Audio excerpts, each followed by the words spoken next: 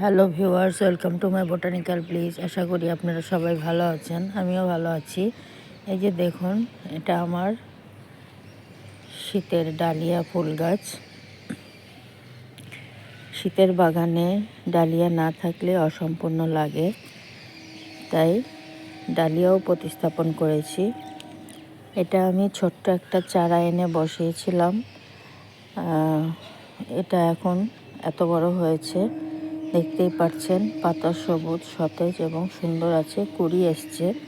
এটার 4টা ব্রাঞ্চ বের হয়েছে, 1, 2, 3, 4, 5টা, অনেক কয়টা ব্রাঞ্চ বেরিয়েছে।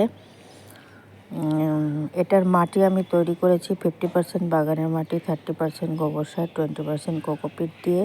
অবশ্যই গাছে কোকোপিট দেওয়ার চেষ্টা করবেন, এতে গাছ ঝাঁকড়া এবং ঝোপালো হয়, জল ধরে রাখার ক্ষমতা রাখে। আর ভার্মি কম্পোস্ট দিলে গাছ সবুজ সতেজ থাকে।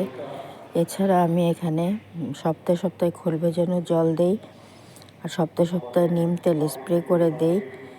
খোল ভেজানো জল দিলে ফুলের সাইজ বড় হয় এবং প্রচুর ফুল হয়।